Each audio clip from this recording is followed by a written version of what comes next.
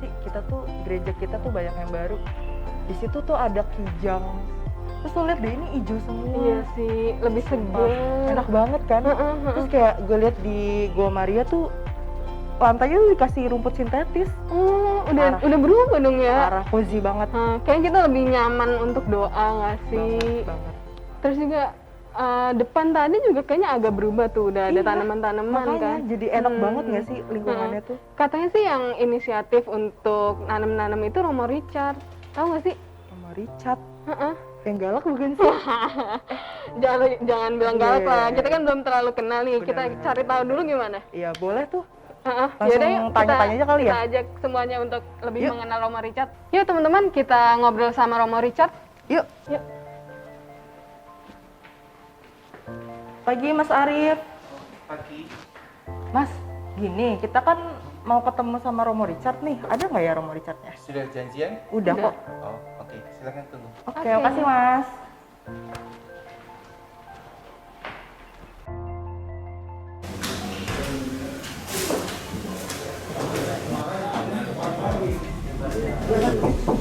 Romo, Ya. Mas Arif, ya. ya. Pagi Romo. Ditunggu anak kan di bawah. Oh, oke, makasih ya. Saya ada janji dengan Dea ya. Oke. Oke, saya turun. Makasih. Makasih.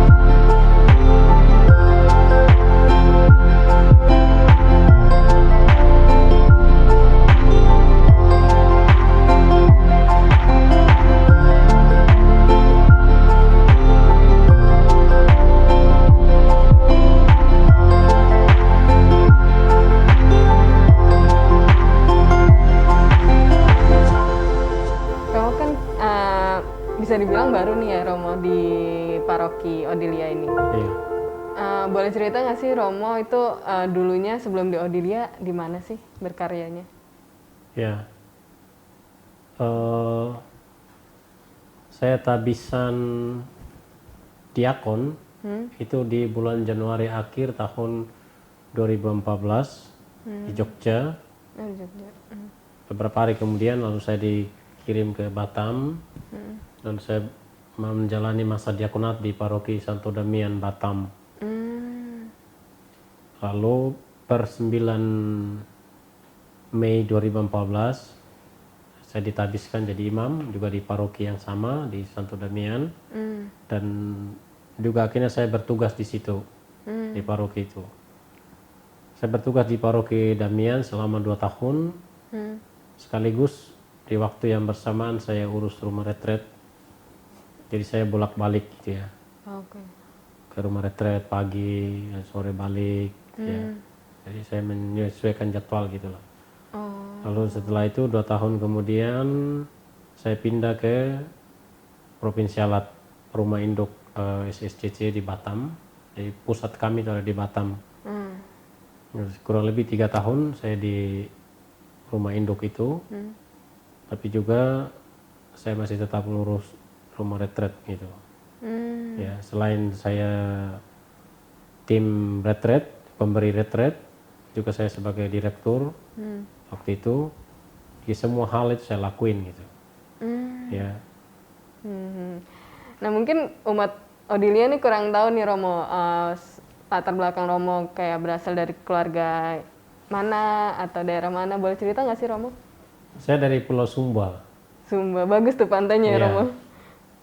Itu ya pantainya bagus ya. Itu lagi booming di sana. Iya. Tepatnya di Sumba Barat Daya. Dan saya berasal dari keluarga yang besar gitu. Anak ke-10 dari 11 bersaudara. Ya, jadi satu tim sepak bola. Kayak Atta Halilintar. Iya. Game deh, game. Ya, Atta Halilintar juga begitu. Kamu tahu? Tahu. Ya. Nah, kami sebetulnya itu seluruh keluarga itu sebetulnya Protestan. Ya. Tapi waktu itu belum semuanya sih. Tapi rata-rata kami semua anak-anak itu sudah gereja Protestan, kecuali orang tua waktu itu mereka masih agama asli, agama Marapu. Oh. Ya. Jadi agama yang sudah ada di situ sebelum agama-agama lain masuk. Itu ya. Nah, kakak saya satu yang perempuan itu dia Katolik. Gitu. Jadi saya SMP SD di Sumba, SMP kelas 1 di Sumba, naik kelas 2 pindah sekolah, lalu naik kelas 3 pindah sekolah lagi tapi ke Malang. Ya. Nah, sampai di Malang, ya kisah tentang itu nanti itu bisa dibaca, itu kepanjang. Kenapa saya bisa sampai di Malang? Itu bisa dibaca di buku saya tentang Dermaga Impian. Oh. Isinya itu semua tentang masa kecil saya. Itu kisah yang memang saya alami gitu. Oke. Ya. Belinya nanti ya memang itu belum masuk ke, saya nggak masukin ke penerbit waktu itu karena saya cetak sendiri gitu ya. Tapi ada buku yang ketiga itu yang bisa dibeli, itu judulnya Something More. Ya, itu bisa dicari di Kanisius Jogja. Ya, itu buku yang ketiga yang saya tulis. Nah, kembali ke itu tadi tentang panggilan. Akhirnya saya lanjutin SMP kelas 3 di Malang. Tapi saya tinggal di panti waktu itu, di Bakti Luhur. Ya. Itu bagi saya suatu kebetulan aja sebetulnya. Karena tujuan saya bukan ke Malang. Saya mau ke Bali. Karena waktu itu saya Protestan. Oh, belum. Iya, belum. Tapi begitu sampai di Malang ketemu Pastor Jansen, CM, pendiri Bakti Luhur. Beliau minta saya untuk bilang, udah sekolah di sini saja. Lalu akhirnya hari itu juga saya langsung diantar ke panti. Ya, dari sana saya hidup dengan anak-anak panti yang nggak punya kaki, nggak punya tangan, gitu ya. Jadi benar-benar saya memasuki suatu kehidupan yang sama sekali berbeda gitu. Bahkan saya kaget gitu, karena saya nggak pernah lihat sebelumnya bahwa ada orang-orang yang cacat kayak gitu. Ya, saya tinggal di situ, lalu akhirnya ya saya menjadi anak panti juga akhirnya. Ya, bukan karena saya tidak punya orang tua, tapi karena perjalanan tadi ini yang menghantar saya untuk akhirnya masuk ke situ gitu. Ya. Jadilah saya tinggal di situ juga sebagai anak panti. Saya menyelesaikan SMP kelas 3, kemudian selesai saya lanjut lagi SMA, tapi saya ambil yang di sana ada 2 jurusan, pastoral dan sosial. Tapi saya lebih tertarik pada yang pastoral gitu. Tapi saya seorang Protestan. Masih proses. Nggak mungkin gitu kan. Lalu saya pikir-pikir, lihat kembali perjalanan hidup, oh sepertinya Tuhan tuh mau saya jadi Katolik. Lalu saya konsultasi ke orang tua, nanya gimana, orang tua sih oke gitu ya. Tapi kakak saya agak nolak waktu itu. Ya, agak tidak setuju, tapi tetap saya bilang, saya yang jalani, itu iman saya. Nah, itu akhirnya saya ya silakan gitu.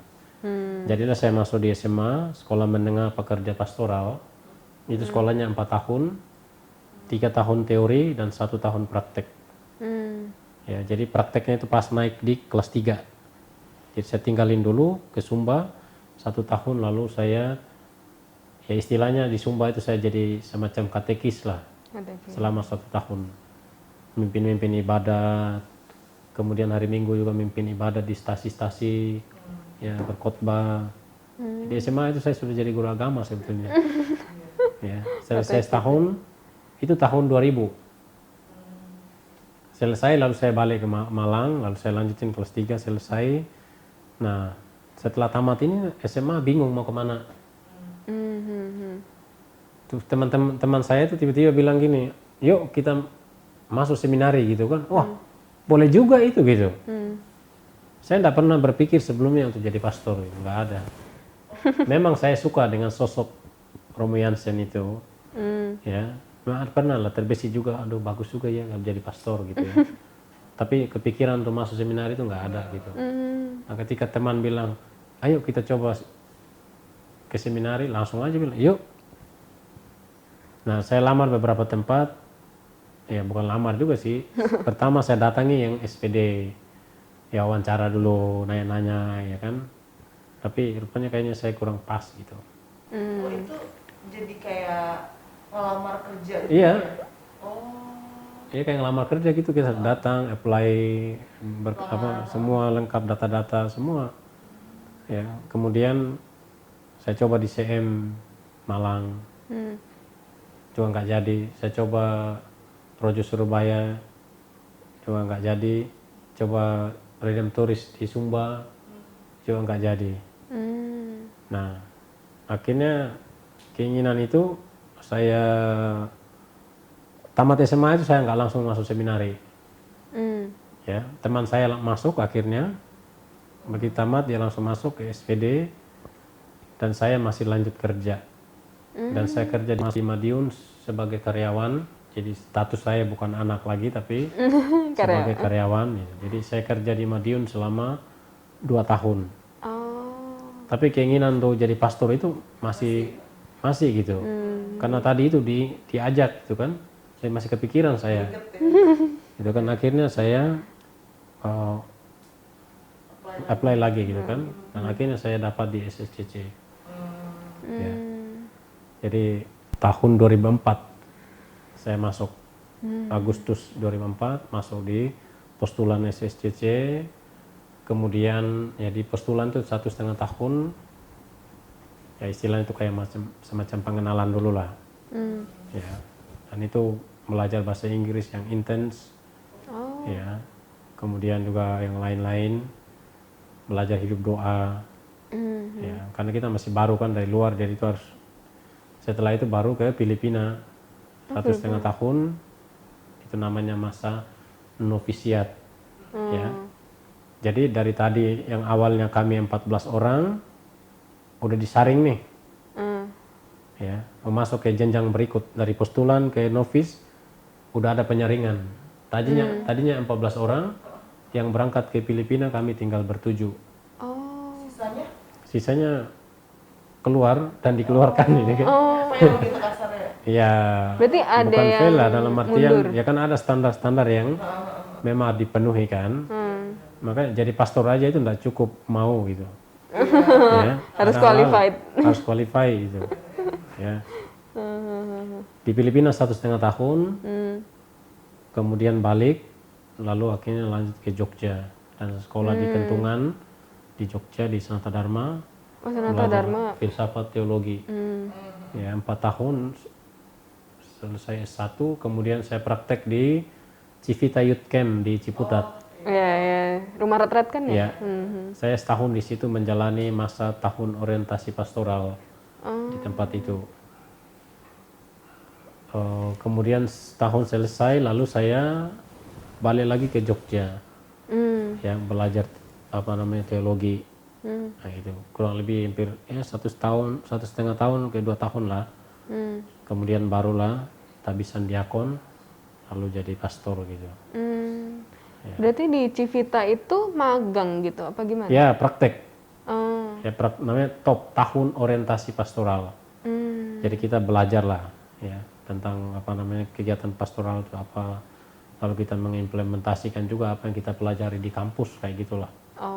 Ya. Terus abis itu baru ngelanjutin lagi? Ya, kemudian lanjut lagi. Berarti tadi kan SMA tuh 4 tahun ya Romo? Ya. Itu bukan bagian dari seminari berarti? Bukan. Ya. Jadi saya masuk seminari itu setelah tamat SMA, kemudian 2 tahun kerja barulah saya apply ke seminari, ke kongregasi SSCC.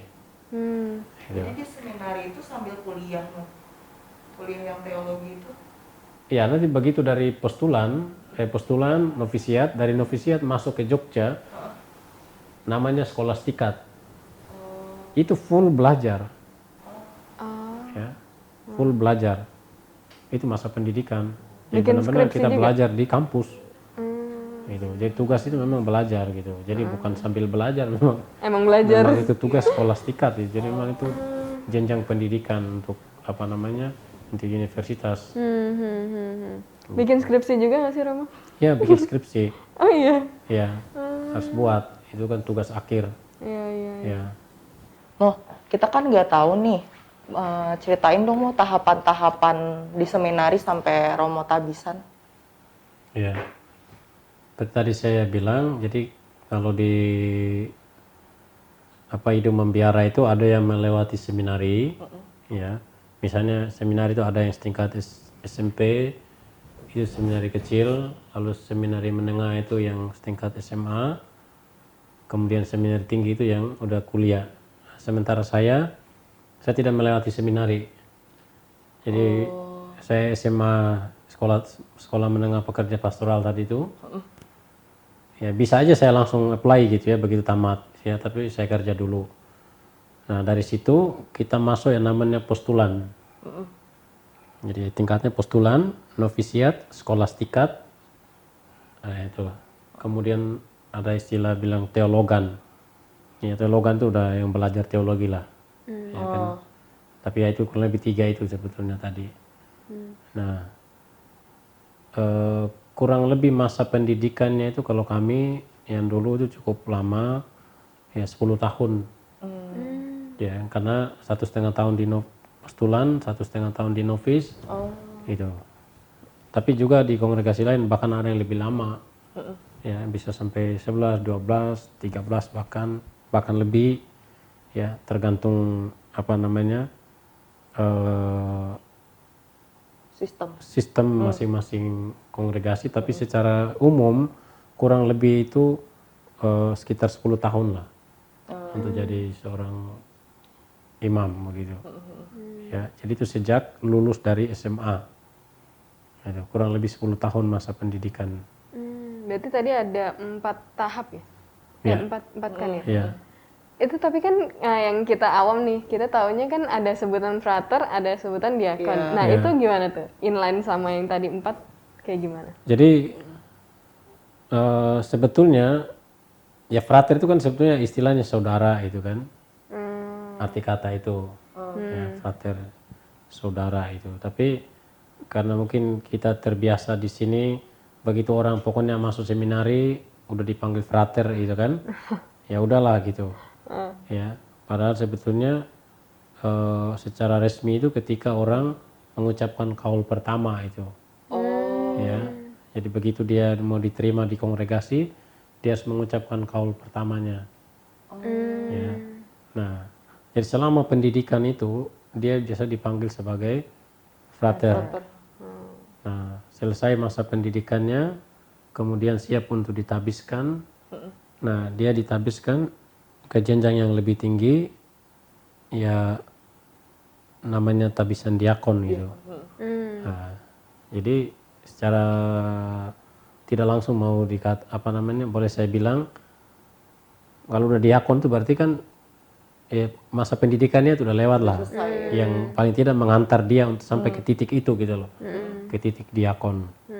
Nah, kalau diakon itu berarti udah ditabis. Ya, ditabis oleh uskup. Gitu. Nah, setelah itu barulah tabisan imam. Gitu. Jadi jaraknya itu ada waktu sekitar 6 sampai 8 bulan lah masa diakonatnya itu. Ke imam. Iya, ke imam.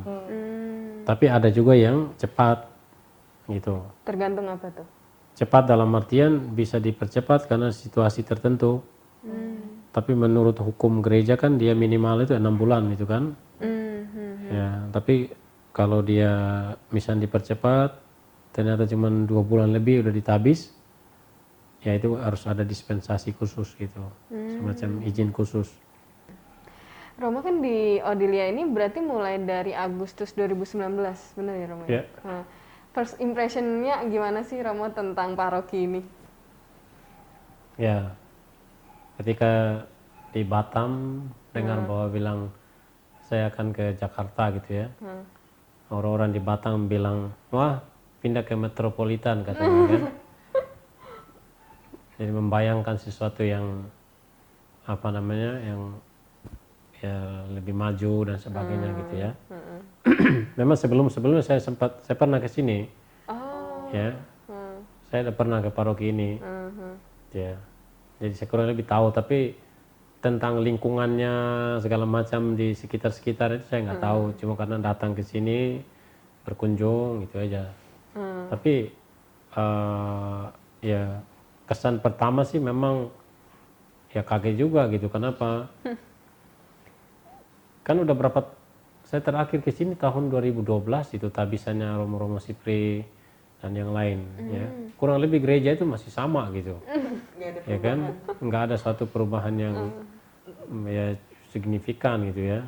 Jadi ya begitu nyampe waduh gersang gitu ya. Jadi kenapa begitu masuk depan itu kan benar-benar gersang gitu kan.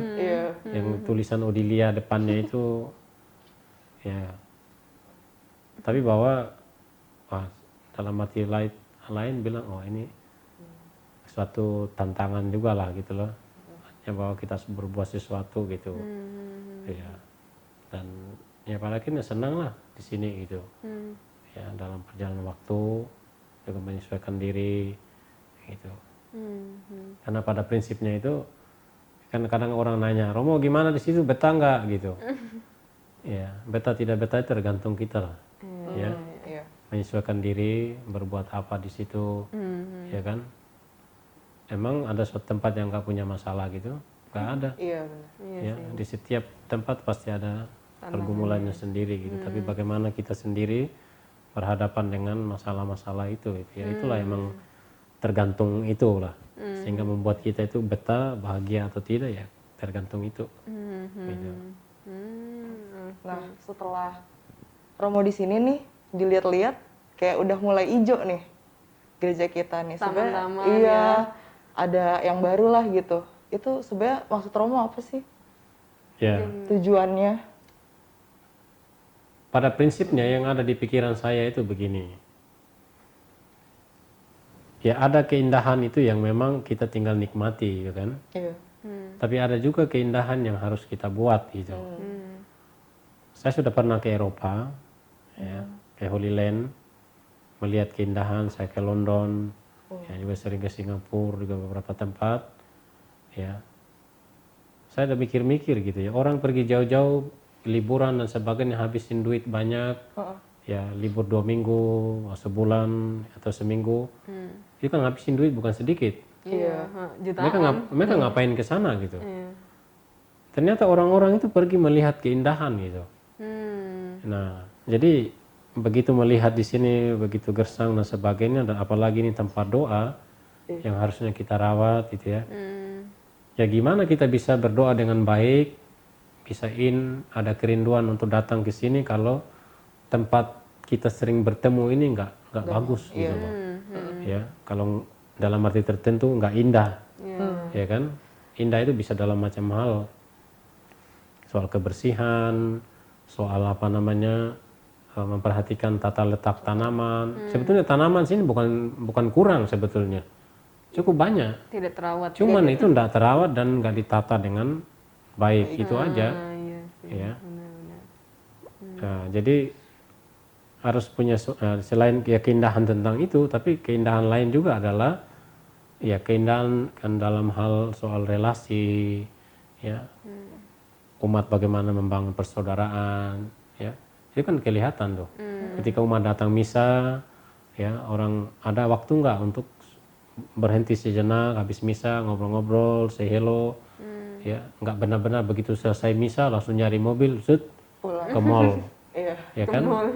Nah, letak persekutuan kita itu kan bukan cuman ya bersama di misa, tapi ya di luar itulah, ya kan? Jadi ya keindahan itu juga yang sebetulnya juga perlu gitu ya.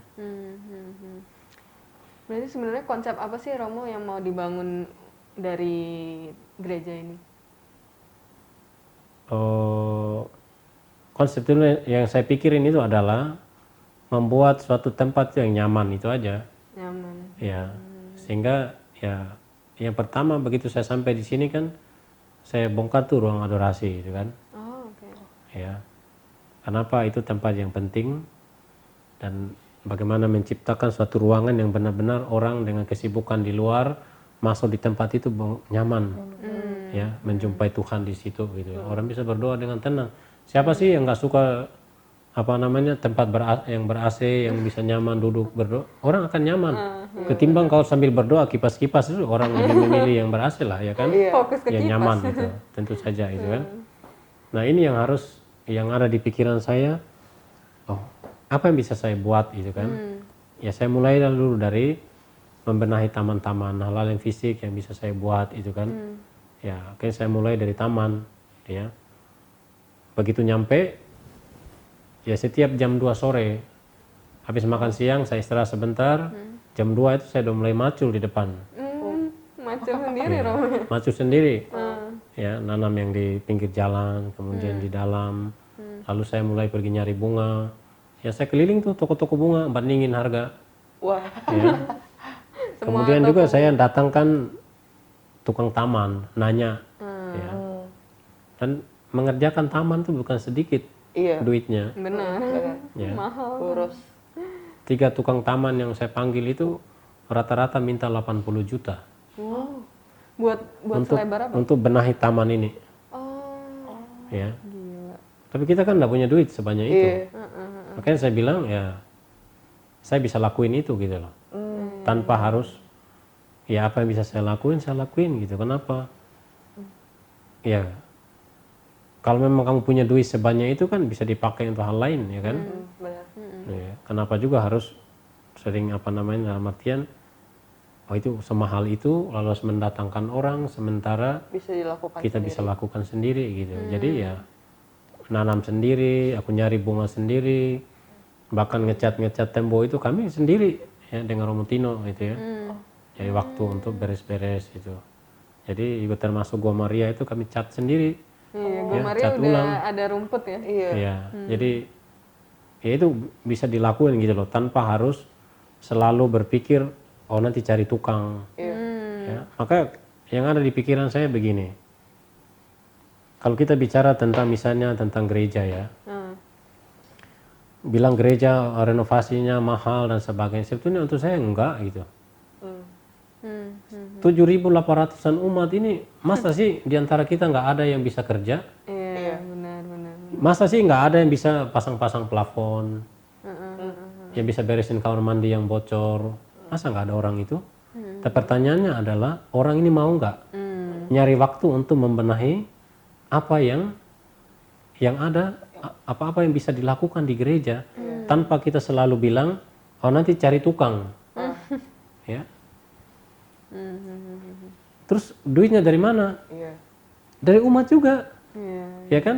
Kamu ngasih duit kolekte, ya nanti keluar lagi duit itu, bayarin tukang dan itu mahal, gitu loh. Makanya saya bercanda kemarin saya bilang kalau ada mau bayarin saya, karena saya udah benahin taman, silakan bayarin saya 80 juta gitu. Iya, Bisa dipakai lagi tuh dananya. bisa dipakai lagi dananya. Kalau gereja punya duit itu ya. Tapi maksud saya bahwa bagus tidaknya gereja ini, saya mau mengatakan pada umat bahwa itu adalah kita gitu loh. Ya, masing-masing kita kalau berpartisipasi bagus kok gereja ini. Ya, dengan jumlah kita yang banyak. Ada yang memang mungkin secara finansial nggak mampu, ya udah nyumbangin tenaga, ya kan, nyari waktu apa yang bisa kita benahi. Ada yang sibuk di luar ya karena ya pekerjaan, pelayanan di luar, begitu sibuk nggak punya waktu, tapi secara finansial oke, mereka mau bantu, ya kan. Nah ini kita saling melengkapi gitu. Iya. Ya, jadi jangan cuman komen-komen aja itu kan, komenin, wah ini gereja nggak benar, ini, Nyinyir doang ya. ya itu kita bukan zamannya lagi lah. Ya, kalau masih sampai pada titik itu, kita itu belum berkembang secara iman itu, ya, belum dewasa lah. Ya, Yesus bilang apa? Wah, murid-murid bilang Tuhan suruh aja di orang-orang pergi katanya, mereka kelaparan, suruh mereka cari makanan di sekitar sini. Yesus bilang apa? Kau harus kasih mereka makan katanya. Kamu harus kasih mereka makan. Nah itu. Artinya apa? Kita harus berbuat sesuatu. Ya. Ya kayak gini lah gereja. Ya kan juga sama. Ketika kita bilang, wah, toiletnya nggak bau, nggak bersih. Ya kau harus bersihkan gitu loh. Ya. Jadi jangan cuma bilang "Wah, gereja nggak bagus ini itu, Ngeluh komen-komen tapi kita sama sekali nggak buat itu ya. Iya. Ya, jadi maksud saya bagus tidaknya itu kan tergantung kita. Pingin gereja yang bagus, pingin sesuatu yang dalam artian nilainya tinggi, pengorbanannya juga harus tinggi. Iya. Ya, kayak gini nih, kami rela nggak tidur siang itu. Kan saya bilang ke beberapa karyawan bilang gini, Romo, mungkin di tempat lain bisa aja tuh Romo udah tidur siang. Di sini Romo campur semen, ngecor, ya gali-gali tanah, nanam-nanam, gitu kan. Tapi ya saya sih simpel aja pikiran saya. Bagaimana saya membuat hidup saya itu bermakna itu aja, berbuat sesuatu, ya. Karena ya kalaupun misalnya kami ini kan kapan aja bisa dipindah, Oh iya. ya. Tapi paling tidak waktu yang ada ini saya isi dengan baik, ya kan, untuk untuk pengembangan gereja di sini, ya minimal ya memberi contoh yang baik lah, ya, paling tidak itu. Mudah-mudahan juga umat akhirnya tergerak gitu kan. Saya tipe orang yang nggak akan negur 2 kali gitu, ya sebetulnya. Kenapa? Ya, kecuali kalau anak-anak kecil. Iya. Kalau saya udah negur 2 kali berarti kau menempatkan dirimu kayak anak kecil lah itu. Ya kenapa? Sekali saya tegur udah. Kenapa orang dewasa itu harusnya dia bisa memilih, dia tahu mana yang baik, mana tidak gitu kan. Ya kayak gereja. Kalau beberapa kali saya menegur tentang buang sampah, berarti itu saya tujukan ke anak-anak kecil itu. Ya kan? Karena nggak ngerti-ngerti. Ya karena nggak ngerti-ngerti ya, berarti itu anak kecil. Iya. Ya. Tapi kalau ada orang dewasa yang masih kayak gitu, ya berarti dia menempatkan dirinya sebagai anak kecil itu, yang nggak ngerti itu. Ya kan kenapa? Gereja ini ya makin kesini, makin kita beribadah, ikut misa, dengarkan khotbah, ada seminar, harusnya itu makin hari umat tuh makin dewasa. Ya. Jadi bukan kayak begini terus kita bergumul dengan masih sebatas tentang mana yang benar, liturginya itu harus nunduk atau tidak. Wah itu mah masih dangkal banget lah kita itu gitu kan. Jadi dong. iya, itu masih benar-benar itu kita di permukaan itu, tidak mendalam itu. Jadi ada hal yang lebih penting daripada itu gitu ya. Ya. Kenapa ya kembali tadi tentang gereja ya. Ketika itu dibenahi bagus, orang pasti juga doa dengan baik, ya kan? Orang masuk di sini ada kerinduan untuk datang ke gereja, ya. Kenapa banyak yang milih misa di tempat lain? Ya karena tempat lain lebih indah, iya kan? Lebih nyaman, ada AC-nya, tempatnya lebih bagus, lebih bersih, ada yang rawat. Apakah dia sendiri pernah ngerawat di sana? Enggak. Dia cuma pergi aja menikmati punya orang. Sementara punyanya sendiri di sini ditinggalin. Tapi komplain bilang, Benar. waduh gereja nggak bagus. Ya kamu salahin siapa itu? Iya. Ya kan? Nah itu kembali pada kita semua. Jadi saya punya gini, mungkin orang shock gitu kan. Saya memang dengar gitu kan, orang shock bahwa wah Romo nyampe ini galak banget nih. Bagi saya perubahan itu harus cepat gitu loh. Nggak ada bilang pelan lah, jangan. Kalau kau bisa lari cepat, kenapa harus selalu pelan gitu loh? Ya kan? Kalau bisa bergerak cepat itu, ayo gitu loh. Jadi nggak pelan lah. Ya sampai kapan? Kita nggak punya cukup banyak waktu untuk kayak begituan. Berapa sih lama hidup kita itu? Nggak lama. Ya kan? Kau masih pelan-pelan ternyata udah waktunya udah lewat. Kau udah sempat buat apa-apa kan? Kalau ngomong tentang pelan-pelan gitu kan. Janganlah terlalu buru-buru ini itu. Enggak. Kalau kita bisa buat itu cepat, kenapa tidak gitu loh. Ya. Jadi itu sebetulnya yang saya punya harapan. Ya, gereja kita berkembang dalam banyak hal. Ya kalau ada sistem-sistem yang diubah. Ya karena itu tadi. Kita mau gereja berkembang. Ya. Saya tidak mau menciptakan suatu image gereja itu miskin. Enggak. Tuhan mati supaya kamu kaya katanya dalam segala hal. Ya. Dia mati, dia meninggalkan dia yang kaya, membuat dirinya miskin, ya, supaya kita kaya dalam segala hal. Mungkin secara finansial kau nggak punya, tapi kau punya kesehatan, kau punya tenaga, kau kaya. Kau bisa membantu gereja dalam hal itu. Kau punya pemikiran yang baik, masukkan usulan yang baik, jangan cuma nyinyir doang, ya kan? Nah itu yang penting itu loh. Jadi jangan menciptakan suatu image, wah gereja Audilia itu pinggiran, miskin. Kalau kau berpikir keliru, bertindaknya juga keliru. Iya, ya. Maka itu penting sekali kita itu menjernihkan cara berpikir gitu loh. Ya. Ini yang penting, mentalitas. Makanya saya sangat setuju slogan Jokowi itu. Ya, bukan revolusi mental. Nah, itu penting. Ya, bukan cuma di negara, bahkan di akar rumput, di keluarga, di masyarakat, sampai ke gereja itu revolusi mental itu penting. Ya, mentalitas kita yang cuma mau menikmati, yang cuma mau komen-komen, itu yang nggak mau kerja. Ya, itu penting. Ya, itu penting sekali gitu. Ya, kenapa? Salah berpikir, salah juga dalam bertindak. Ya, saya kasih contoh aja di Kitab Suci. Yang dikasih talenta 5, 2, dan 1. Yang 5 itu dia kembangkan jadi 10, yang 2 jadi 4. Datang yang 1, dia bilang, Tuhan, saya tahu Tuhan itu jahat. Menuai di tempat Tuhan tidak menanam gitu.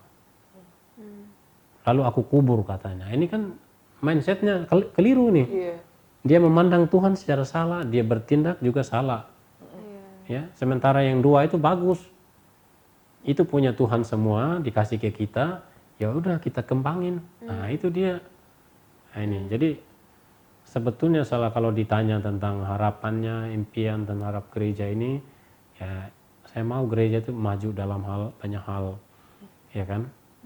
Juga dalam hal soal ya dalam hal iman, umat-umat kita itu orang-orang yang happy, yang senang. Ya, kalau bicara tentang masalah mah tiap hari ada masalah. Tapi cara berpikir ini untuk menghadapi realitas itu yang penting. Ya, menjadi pribadi yang bahagia gitu. Saya simpel aja sebetulnya. Ya. Cara berpikir saya simpel aja itu. Kenapa? Jadi masalah tidaknya suatu persoalan, realitas itu tergantung cara saya berpikir. Kalau saya anggap itu masalah, ya itu masalah.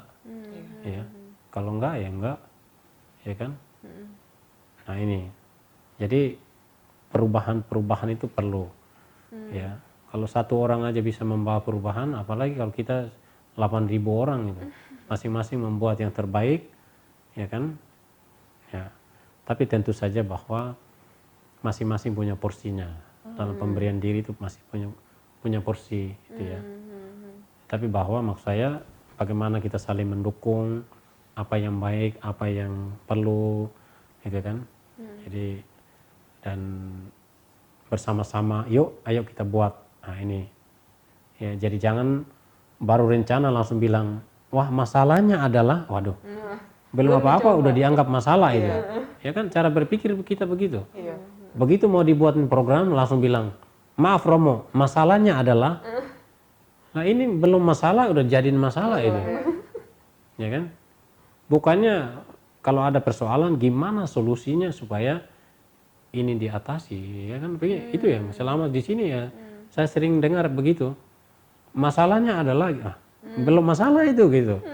Ya, itu baru rencana itu udah jadi masalah duluan. Ya kan? Nah ini. Ya saya juga berharap sih orang-orang muda ya maksudnya ya kenapa? Ke depannya kan gereja ini istilahnya mau dia maju ke depan mau kayak apa ya tergantung kita ini. Ya. 5-6 tahun kemudian ke depan mungkin kamu udah jadi dewan paroki kan. Iya. Mau jadi sekretaris dan sebagainya. Iya.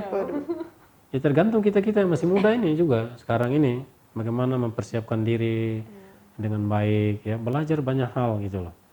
Ya, biasakan diri kita itu untuk apa ya? Nanti kalau ada yang baca buku saya tentang Dermaga Impian 1 itu, orang akan tahu sebetulnya kenapa saya itu kayak begini. Semuanya ada di buku itu ya. Hidup saya itu keras gitu loh. Prinsip di rumah kalau kau nggak kerja nggak usah makan. Benar. Kalau kau seharian hanya main bola, jam makan bolanya diambil ditaruh di piring, silakan makan. Nah begitu. Ya, jadi benar-benar kau mau pingin sesuatu, buat. Nah itu loh. Ya, dan itu perlu diri ini perlu di training. Benar. Ya, kita perlu training diri kita. ya. Kayak di sini ya, begitu sampai di sini ada ibu untuk cuci. Tapi saya lebih memilih untuk tetap cuci sendiri pakaian kalau memang benar-benar saya masih punya waktu. Tapi kalau benar-benar saya nggak ada waktu dengan kesibukan ini itu, udahlah saya kasih ibu untuk cuci. Tapi selama saya masih punya waktu, saya selalu menyempatkan diri untuk cuci sendiri gitu. Kenapa? Diri ini tidak perlu dimanja gitu, ya. Lama-lama ya nanti repot sendiri gitu loh. Kenapa? Kebiasaan lama-lama menjadi karakter gitu loh. Kalau kau malas, yang sering bangunnya jam 8 pagi ya udah bangun jam 4, jam 6 itu susah sekali gitu. Karena kau biasa kan, tapi kalau kau bangun jam 5 biasa, otomatis jam itu pasti kau bangun. Iya, benar. Ya, tanpa pasang alarm itu. Kenapa? Tubuh ini perlu di training itu. Ya, kita yang melatih itu. Ya. Berarti bisa dibilang kesadaran dari umatnya aja tuh sebenarnya belum terlalu ada gitu ya untuk menjaga gereja, untuk merawat gereja gitu. Ya, mungkin saya menilainya ya bisa aja saya mengatakan masih sangat kurang gitu ya. Ya, contoh aja gitu. Orang kalau ke gereja ini kan nggak ada sampah di gereja itu kan. Tapi begitu selesai misa, Banyak ya, berceceran penuh sampah di mana-mana itu kan. Nah, dari mana sampah itu? dari umat. Ya mereka yang bawa ke gereja itu kan. Nah, ini kan ada tempat sampah. Ya apa salahnya tuh tinggal nyari naruh itu kan bukan hal yang sangat sulit sebetulnya. Tapi tadi itu karena kita punya suatu kebiasaan yang nggak bagus akhirnya ya terbawa gitu loh. Dan itu kadang-kadang orang nggak sadar ya terbawa. Nah ini perlu ya. Jadi kalau dibilang apa namanya Romonya tegas apa ya memang ya artinya hal-hal yang memang perlu dibenahi, perlu diatur, ya itu penting gitu loh. Ya dalam hidup bersama ya memang kita harus atur itu supaya ya hidup kita teratur, semuanya baik. Ya itulah tujuannya. Sebetulnya nggak ada sesuatu lah seolah-olah ya kalau bicara kok kayaknya ini kayak ambisi apa gitu, apa juga yang mau kita, ya kan? Ngapain juga gitu loh. Ya. Saya udah banyak belajar lah. Mau ambisi, mau ngapain, kenapa? Kau sehebat apapun juga pada akhirnya kau akan pergi kok. Benar Ya. sih. Untung aja nggak mati pas COVID ini. Aduh, Ya. seleksi alam sih ya Ya. COVID ini. Pas COVID mati, ya udah. Yang ngantar cuma para petugas kesehatan, yang lain cuma liatin dari jauh itu. Benar. Ya kan? Tapi yang paling penting soal itu oke lah. Tapi bahwa selama hidup itu bagaimana kita isi dengan baik. Nah, itu dia. Ya. Berarti sebenarnya bukan tanggung jawab orang-orang tua juga sih, kita para orang muda, remaja juga sebenarnya punya tanggung jawab sih ya untuk merawat gereja ini. Harapan Romo sendiri gimana sih? Ya, untuk para remaja saya itu berharap begini. Saya ini pendamping retret ya, kurang lebih 7 tahun itu mendampingi retret remaja. Saya selalu bilang gini, saya dulu waktu remaja juga nakal gitu, ya. Tapi nakal sih boleh aja gitu loh. Boleh-boleh saja untuk saya kalau remaja nakal. Tapi satu hal yang mau saya katakan, sampai kapan kamu nakal gitu, itu aja. Ada waktunya. Karena kita tidak punya cukup waktu untuk terus-menerus seperti anak kecil. Benar. Ya. Kita tidak punya cukup banyak waktu untuk terus-menerus nakal. Ya udah ya kayak jadi anak kecil terus. Sampai kapan orang tua negur terus? Kenapa? Istilahnya begini, kalau kau pingin makan buah mangga 5 tahun ke depan, kira-kira bibit apa yang kau tanam sekarang? Ya, nggak mungkin tanam bibit durian keluarnya mangga, nggak mungkin. Tanamlah bibit mangga dari sekarang. Ya, kalau kau berharap masa depanmu bagus, kalau kau mengagumi orang-orang yang hebat, wah orang ini rajin, ya kau harus buat dirimu sekarang rajin, gitu loh. Ya, biasakan diri disiplin. Wah mengagumi, waduh orang itu kok ya, kalau doa di gereja kok bisa kusuk banget. Ya kau harus train dirimu, latih diri. Begitu masuk gereja, matikan HP-nya. Ya, benar-benar latih, gitu loh. Masuk gereja tetap udah ikutin. Nah karakter terbentuk. Kalau enggak ya udah setiap berapa menit cek, cek ya. Atau habis komuni selesai, itu seolah-olah komuni jadi pengantar untuk buka HP itu. Banyak. Benar-benar. Abis komuni itu mau biasanya tuh. Iya, jadi kesannya itu komuni itu adalah pengantar untuk sampai kepada HP itu. Padahal penutup aja belum ya. Iya. Iya. Nah ini kan, nah hal-hal kayak gini gitu loh. Iya benar. Perlu juga orang melatih diri, nahan diri lah. Ya, ya bagi saya inilah kenakalan gitu. Tapi bahwa sampai kapan, ya hal-hal kayak begitu. Ya, remaja bisa terlibat aktif di gereja. Caranya gimana? Ya jadi misdinar. Ya, bahkan juga ikut bantu-bantu di gereja, datang apa yang bisa dibersihkan rame-rame bisa. Ya, jadi tidak melulu harus orang dewasa, enggak. Iya benar sih. Ya, kalau mau apa yang bisa kita lakuin gitu ya bersama, bahkan mungkin apa namanya remaja wilayah apa gitu kumpul bersama, lalu yuk nanti kita bersih-bersih sampah di sekitar gereja atau wilayah mana. Nah, itu kan itu perlu ditumbuhkan dari kecil gitu loh, ya. Jadi kenapa ya saya juga memang cukup konsen juga tentang orang-orang muda juga remaja. Kenapa? Ya itu harus dibiasakan dari sekarang gitu loh. Jangan kayak sekarang kan ya saya perhatikan banyak remaja misa berlangsung mereka duduk di luar, pas komuni datang terima komuni, ya Padahal ikut misa aja enggak ya? Iya. padahal nggak ikut misa dari awal gitu. Saya tidak tahu apakah mungkin karena sistem kita yang kita bangun yang keliru, saya tidak tahu, ataukah mungkin kebiasaan yang nggak bagus, ya. Tapi dalam arti tertentu mungkin sistem kita yang keliru gitu. Sejak kecil anak-anak itu misa berlangsung mereka dipisah sendiri di ruangan, ya kan, sekolah minggu. Sekolah minggu. Begitu komuni mereka masuk. Iya benar. Nah mereka besar ya sama kan. Ya, mereka nggak ikutin misa dari awal, nanti komuni baru maju. Kenapa? Dari kecil dibiasakan, kita sendiri yang membiasakan gitu. Ya, gereja sendiri yang menciptakan sistem itu. Ya akhirnya kita komplain, oh, anak-anak kok kayak gini. Masa remaja ini udah gede, kok nggak ikutin misa? Iya, wong selama dia masih anak, ya misa kamu pisahin kok. Cuma masukin misa pas komuni, ya akhirnya ya kayak gitulah. Makanya sekarang kan saya bilang, ya ada rencana bahwa semua kegiatan sekolah minggu itu dihidupi di lingkungan, ya masing-masing lingkungan, supaya hari minggu tuh nggak ada sekolah minggu di sini. Semua anak itu ikutin misa dari awal.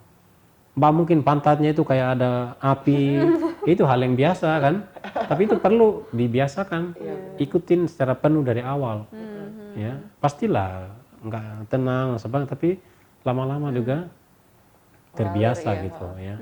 Nah ini penting gitu. Nah maka ke depan itu kan memang saya pingin semua kegiatan itu dihidupi di lingkungan, ya sehingga ke gereja itu benar-benar anak-anak ikutin misa secara penuh. Lah kalau alasan bilang Romo, anak-anak kan nggak ngerti khotbah Romo. Jangankan anak-anak itu, orang dewasa juga banyak nggak ngerti kok, ya kan? Ngerti tapi nggak diterapin malah ya. Iya. Iya benar. Ya, tapi yang paling penting untuk anak-anak itu kan ya bagaimana mereka bisa ikutin misa secara penuh, ya dari awal sampai akhir mereka tahu lah gitu loh. Jadi nggak setengah-setengah gitu ya. Nah, jadi kita berharap betul bahwa ya remaja-remaja di lingkungan-lingkungan kita ya mereka diaktifkan gitu ya. Jadi misalnya ya untuk tugas misa ya hari Minggu, pemazmur, lektor, itu anak-anak remaja itu bisa. Kalau mereka bisa nyanyi dengan baik, bisa baca dengan baik, dilibatin gitu loh. Ya, jangan nunggu nanti udah tua, lalu bilang wah aku nggak biasa gitu, ya kan? Nah itu dari sekarang itu mari kita biasakan gitu. Jadi itulah kenapa di lingkungan itu kami ya para Romo di sini mencoba untuk menghidupkan doa umat itu dari anak-anak. Ya kenapa? Itu kita sedang menumbuhkan itu. Ya, dan ini penting sekali gitu. Oke, berarti tadi kan Romo sempat nyebut juga nih kalau waktu remaja dulu sebenarnya Romo juga bandel gitu. Sebenarnya ada nggak sih Romo punya moto hidup atau visi tertentu nggak sih sampai akhirnya bisa jadi kayak sekarang? Ya, kalau di moto tabisan saya itu ya itu jangan khawatir akan hidupmu gitu. Aduh. Ya, jangan khawatir. Lalu mungkin orang bilang, wah berarti Romo ini hebat nih, nggak khawatir lagi. Justru banyak khawatirnya itu kan. Makanya diperingatkan, Diingetin terus. jangan khawatir akan hidup. Kenapa? Ya kadang-kadang kita itu memang betul. Ya, kekhawatiran, ketakutan yang berlebihan tuh membuat kita nggak bisa buat apa-apa gitu. Ya, kadang-kadang wah takut nih nanti jangan-jangan begini. Waduh nanti kalau begini gimana? Ya, Iya. habisin waktu energi kita untuk hal begituan. Akhirnya apa? Kita nggak produktif gitu. Nggak maju ya. Ya nggak maju gitu loh. Terlalu khawatir nanti bagaimana? Enggak. Apa yang bisa dibuat, buat. Gitu. Ya saya punya pengalaman di Batam. Ya, seorang bapak datang bilang saya, Romo, 2 tahun lagi perusahaan kami itu mau ditutup. Terus udah 3 bulan ini saya nggak bisa tidur. Kepikiran nanti gimana anak saya, istri saya. Lalu saya nanya, selama 3 bulan itu kamu khawatir? Ya. Terus apa yang kau dapatkan? Ada nggak perubahan? Nggak ada. Saya bilang buat sesuatu. Jangan cuma khawatir doang. Mikir doang. Ya, apa yang bisa kau buat, kerjakan. Gitu. Kekhawatiran tidak menambah apapun. Ya. Sama lah kayak kita. Ya. Terlalu takut, wah khawatir nanti gini. Enggak. Yang paling penting adalah hari ini apa yang bisa saya buat. Buat. Kenapa? Hari ini kalau udah lewat, tak ada lagi waktu. Iya. Ya kan? Waktu kita itu apa? Jangan berpikir ulang tahun itu menambah. Enggak. Berkurang ya. Mengurang. Waktu hidup kita itu. Nah ini yang penting. Bagaimana kita isi hidup dengan baik. Ya kan? Isilah hidup itu dengan baik. Gitu. Jadi jangan kebanyakan khawatir, takut. Ya, kenapa itu melemahkan? Ya, kadang-kadang ketakutan kita itu lebih besar daripada kenyataan yang sesungguhnya. Gitu. Iya benar. Ya, benar kan? Kayak udah dihantui sama pikirannya sendiri, tapi Betul. sebenarnya nggak ada action juga. Betul. Ya, jadi musuh terbesar kita sebetulnya ya Pikiran sendiri. pikiran kita sendiri itu musuh yang harus kita perangi gitu. Jadi ya motonya tadi itu jangan khawatir akan hidupmu. Jadi ya simpel aja saya, bukan berarti khawatir wah gara-gara Tuhan bilang jangan khawatir lalu romonya santai-santai. Enggak. Santai, nggak boleh Ya. juga. Enggak. Iya benar. Balance Ya. lah ya. paling. Saya tetap bekerja, Sama beraktivitas gitu. Ya. Saya nggak khawatir dengan kesehatan. Kenapa? Saya rajin olahraga. Iya benar. Ya kan? Jangan bilang Tuhan, berdoa bilang Tuhan saya pingin sehat. Tapi kan nggak pernah olahraga. Lalu jangan bilang Tuhan nggak jawab doa saya. Aduh. Ya. Usaha Jadi aja nggak ada. kau berdoa, doalah sesuatu yang bisa dihidupi, yaitu dia. Iya. Jangan doa sesuatu yang tidak bisa kau hidupi. Tuhan kami pingin keluarga kami damai itu. Tapi enggak. Tapi kau bertengkar terus di rumah. Orang minta maaf kau nggak mau. Benar. Tapi kau pingin damai ya sama aja kan. Jadi doa itu kau doain hidupi, nah itu dia. Orang et Baru. labora ya, Mak. Jadi betul, ya. Jadi dia ada apa namanya apa yang kita doakan itu terwujud Aksinya gitu. iya. Ya. Jadi kalau kita udah berbuat sesuatu dan ternyata belum maksimal, ya udah. Ya, istilah bahasa Inggrisnya bilang do the best Iya.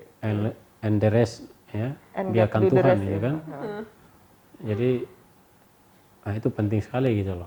Jadi kalau dalam artiannya, karena tadi kalau kembali saya kaitkan lagi tadi ke awal itu saya bilang mindset ini yang penting sekali gitu ya.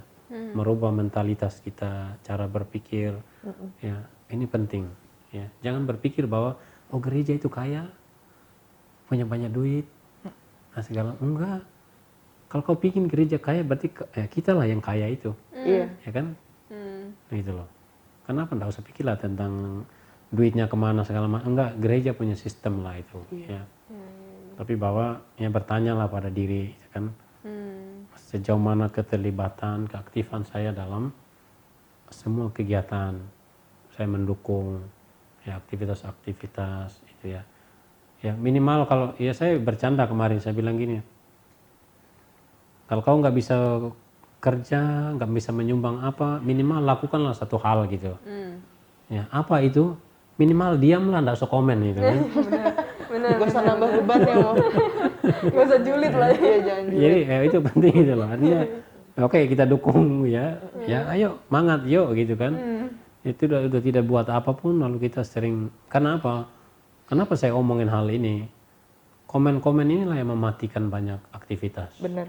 Iya sih. Ya, ada orang yang aktif di gereja lalu mulailah muncul, Ya. oh, Omongan lu.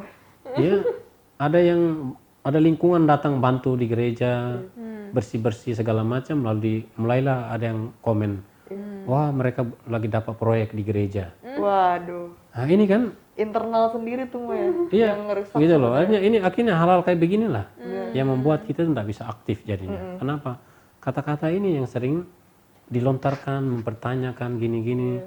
Ini mending kalau nanya ke pastor, Langsung ya. valid ya. data. Nanya ke pastor gitu. Romo, mereka yang kerja itu dibayar nggak?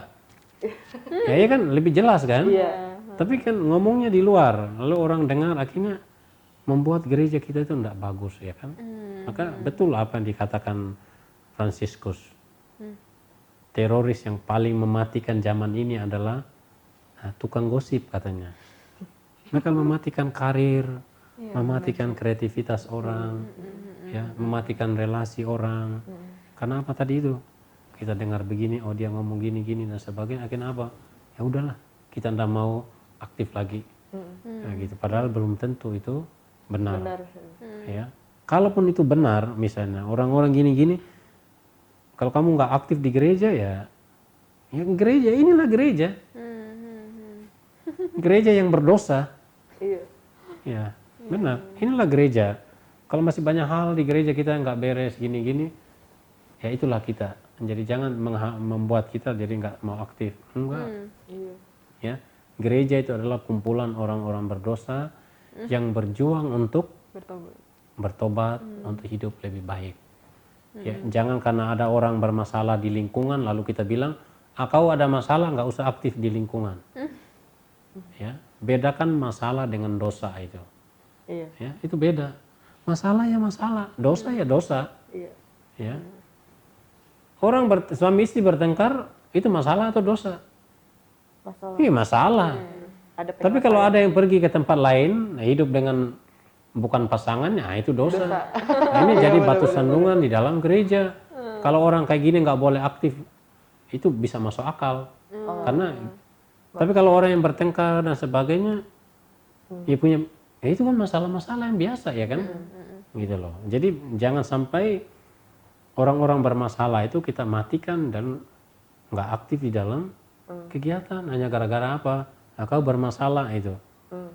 Ya, jadi ya kalau bicara soal orang sempurna, ya gereja ini kosong ini. Kalau cari orang suci semua yang, ya semua kita berjuang untuk menjadi lebih baik dari waktu ke waktu gitu ya. Jadi ya makanya saya ketika ditanya, wah nanti tentang syarat-syarat gini-gini, enggak lah. Saya bilang selama orang mau berjuang, mau melayani silakan. Ya. Tapi juga artinya apa? Dalam perjalanan waktu ya kita benahi dirilah. Ya, hal-hal yang memang perlu kita benahi gitu ya kan supaya ya menjadi teladan. Kenapa? Tindakan itu, sikap itu berbicara lebih banyak daripada kata-kata kan begitu. Oke Romo, kayaknya kita tadi udah bincang-bincang nih soal latar belakang Romo, harapan untuk gereja Odilia sendiri. Nah, sebenarnya ada nggak sih Romo yang mau disampaikan untuk umat-umat di Santa Odilia ini? Ya, harapan saya juga kami tentu para Romo di sini, ya umat semua itu. Ya pada intinya, pada akhirnya itu orang-orang itu adalah menjadi pribadi-pribadi yang bahagia gitu, ya. Nah untuk sampai pada titik itu, titik bahagia itu apa yang harus dilakukan ya kan? Harus ada bahagia dalam lingkungan, dalam hidup bersama, bahagia dalam keluarga, bahagia sebagai komunitas, gereja, bahagia pada ya hidup masyarakat, ya kan? Nah apa yang harus dilakukan? Ya, kadang-kadang orang bilang bahagia itu sederhana katanya. Yang penting celpi-celpi. Ya udah celpi aja terus kalau memang membuat kau bahagia ya kan. Ya, kalau bahagia itu harus direncanakan gitu loh. Ya, kalau pingin hidup kita baik, ya perlu perencanaan. Apa yang mau saya buat? Ya, misalnya gini, gereja contoh lah.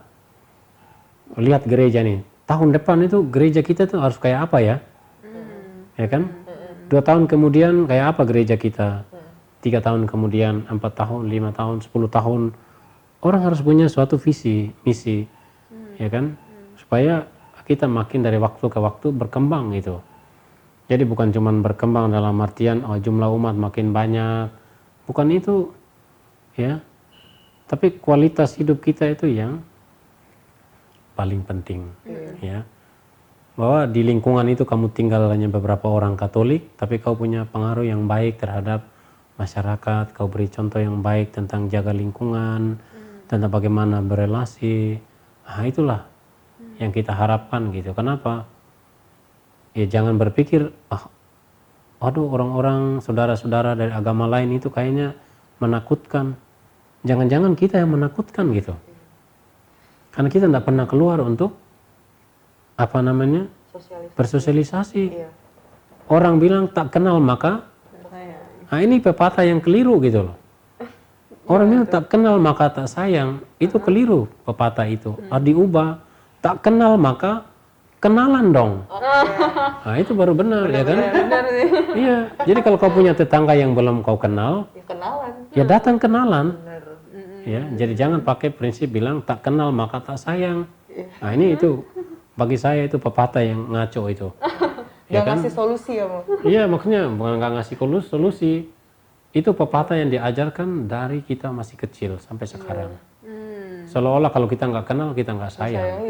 Ya kan? Padahal kita hidup di bangsa yang majemuk, bahkan di gereja sendiri pun orang datang misa kita nggak kenal orang itu. Iya.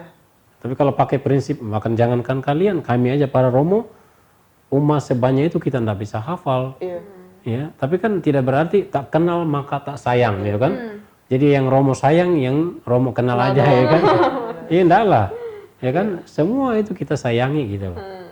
Nah, jadi harapannya itu, ya tadi itu memastikan diri kita bahwa kita jadi pribadi yang memang bahagia gitu. Ya, kenapa? Itu kan tujuan paling apa? Yesus bilang apa? Kesusahan sehari cukuplah untuk sehari. Hari esok itu punya persoalannya sendiri. Kenapa? Kita dipanggil untuk menjadi orang yang bahagia. Ya, dalam banyak hal. Bagaimana caranya? Berjuang. Ya, isi hidup itu dengan baik. Ya, kita berkembang dalam cara berpikir. Yang punya anak-anak disiapin dengan baik, didampingi, dikasih pendidikan, dikasih teladan hidup yang baik. Ya, nah, itulah. Ya kalau berharap untuk kedepannya maju, kita mulai dari itu, tidak ada istilah terlambat itu, ya, tidak ada. Dari bawah itu kita bersama-sama, ya, menjadi akhirnya apa? Bayangin kalau orang datang misa semuanya tersenyum, gitu kan? Ya kan? Semua orang datang misa tersenyum, waduh, itulah keindahan itu, ya kan? Keindahan yang kita buat itu. Memang setiap orang punya persoalan, ya. Datang ke gereja dengan datang ke gereja dengan berbagai persoalan, dengan berbagai pertanyaan. Ya, makanya kalau saya berkhotbah saya tidak pernah bilang gini. Ya, mari kita refleksi dan pertanyaannya adalah ini. Saya tidak pernah ngasih begitu. Kenapa? Orang datang dengan pertanyaan, pulang dengan pertanyaan. Ya kan, ini tidak benar kan? Biasanya kan kadang berkhotbah itu begitu. Ya, sebagai pertanyaan refleksi.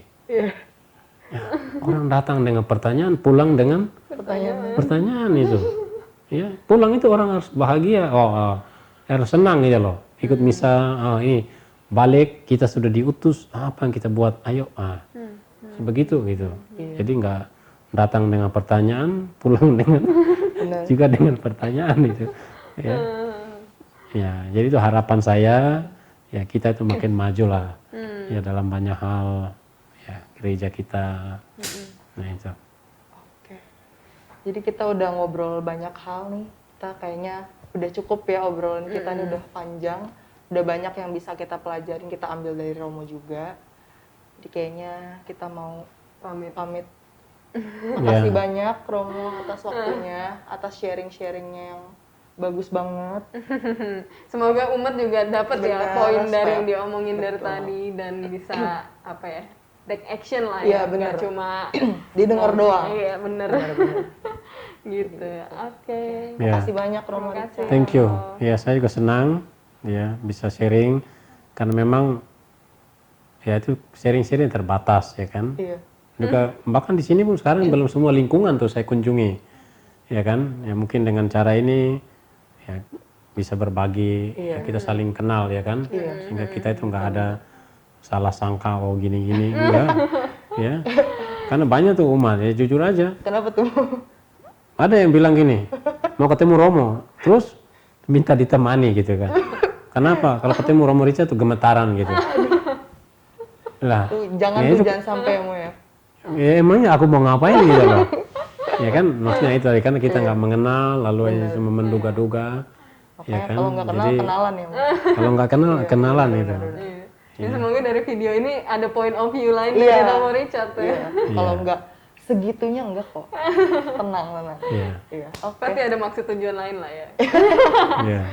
Thank you. Oke, Ya. makasih Romo. Iya.